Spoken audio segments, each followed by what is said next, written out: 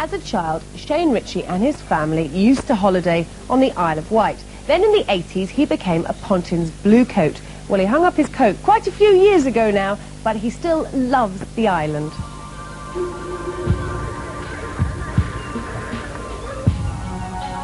The first time I come to the Isle of Wight, I think I was probably about 7 or 8, and my mum and dad used to bring myself and my brother to holiday camps.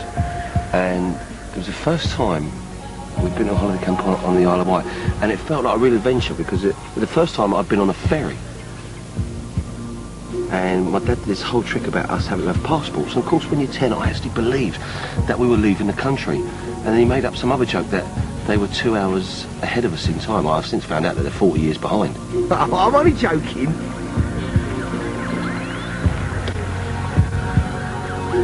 My dad was a bin man, my mum was a cleaner, so we really couldn't afford to go abroad. So my mum and dad used to save up all year, 51 weeks of the year, saving up like mad, or 50 weeks, should I say, to go away for these 2 weeks.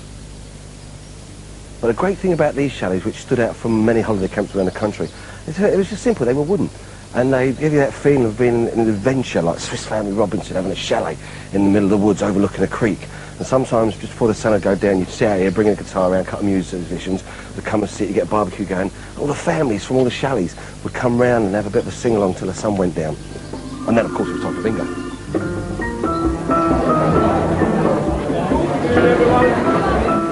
Everything was included. You had your food, the bars were fairly cheap, you had your entertainment, you had guest artists appearing at the camps, and also if you've got children, it was a great chance to get rid of the children for a week or 2 weeks, because they were taken off your hands and you never saw them from the minute you woke up to the minute you went to bed. And the first time I knew I wanted to work on a holiday camp was around about the age of 10 or 11, because I used to watch these like guys and girls just do everything. They were talented, they could sing, they could dance. So to me, they were the best dancers in the world, the best singers, the funniest people. I wanted to become a Bluecoat, and in 1980, my dream became a reality. I returned to Pontin's, of course the Isle of Wight, to begin work for my very first summer season. Okay, the first time I actually put the Bluecoat on, it was in 1980, and I was 16, I lied about my age. And, Mr. Ritchie, your jacket's here now. And they handed you the jacket, it's this blue jacket with a big P on the side, and inside was your name, in case you lost it. And I remember, it sounds like cliche if I said I was getting emotional, but I really was, because it was like one of my dreams come true.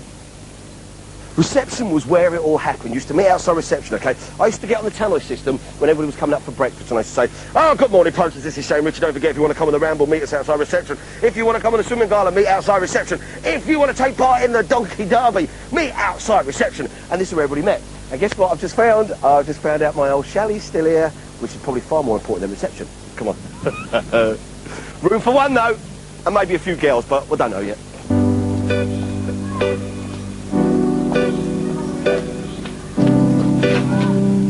Off duty, it was great because your sanctuary was your chalet. That's where you go back, lock the door, and nobody could get to you, and that's where you spent a lot of your time. Now, I want you to use your imagination here now, ladies and gentlemen, okay? We're talking plush, we're talking palatial, we're talking the king. Forget Gracelands, this is the one. Number 2, Maple Leaf. Da-da-da!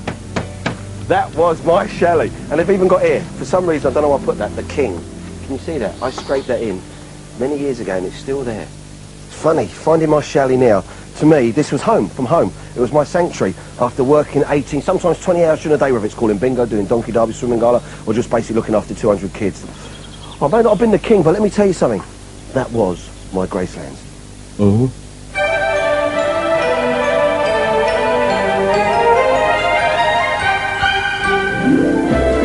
One of the highlights of the week used to be for me, used to be my mystery tour. And I'd get, what, 60 people on this bus, charge them, what, 10 each, get a packed lunch and an apple, and I'd bring them on a mystery tour around the island. Now, my mystery tour comprised of this. Absolutely nothing. And this used to be where the Vikings used to come and rehearse their battles. Shakespeare, in fact, used to have a little holiday home on the Isle of Wight. He just split his time between here and Stratford. You know, cornflakes. Sometimes there's a special flavour in cornflakes, and this is where they get the wheat from. I made out that Elvis was moving his grave to the Isle of Wight, and they believed it. We went to this grave site somewhere, and I convinced them that the grave site they were looking at was in fact... Well, it was here on the Isle of Wight where I made my first professional engagement. It was, yep, just there, that theatre there, the Sandown Pavilion Theatre. I supported a gentleman by the name of Lenny Henry. Back then, I was called Shane Skywalker. And on stage, I used to wear this like gold silver lame suit, and I used to come on stage with a lightsaber, and the voiceover would go, "Ladies and gentlemen, will you please welcome from out of this world, the one and only Shane Skywalker." And I used to come on to and I used to come with this lightsaber and try and bash people around the head with this and that basically was my act.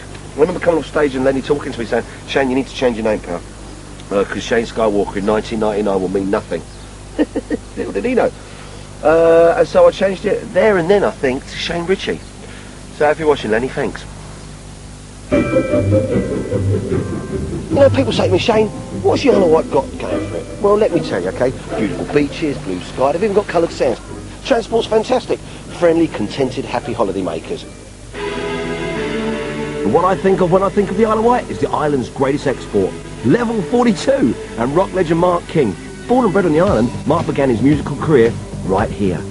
Whereabouts were you working? Well, I wasn't a Bluecoat or a Redcoat or any of that thing. I was actually playing in the bands in the holiday camps in the evenings. And there were so many holiday camps on the island back through the 70s. They were extremely long sets. You used to play about 4 hours a night. Plus, you play the pop songs of the time. So, which were? Well, there might have been... there were always the exciting ones to play. Yeah. Things like Stevie Wonder, like Living, you know, is it Living for the City or something?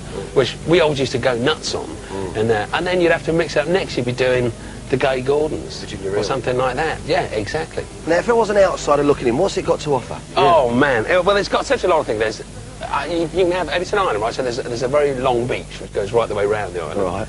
And you can find treasures like this. I mean, we're here in the Brighton Holiday Centre, and this is like it's like an untouched 1950s holiday camp. It is, isn't it? And it's great. This is it, mate, really, isn't it? If I was to sum up a holiday camp, to me, this is what a chalet is, isn't it? Oh, yeah. Could you imagine the stories that these things could tell? You can just hear it, can't you? Oh, love you, yeah. love you. Night, John boy. Yeah, close the door on the way out.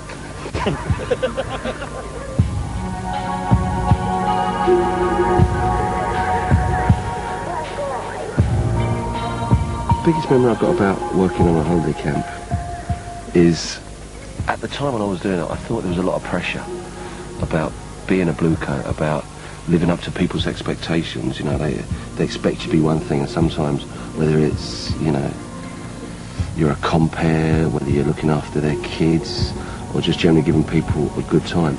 People used to arrive on Saturday, complete strangers, and by the time they left, or 7 days later, on a Saturday morning, they weren't strangers anymore. You felt like you'd made friends, and real friends, because you'd seen the real side of people letting their hair down, and you were partly to blame for that. They built up their own confidence, and they went away happier people, and I'm glad I was part of that, I suppose.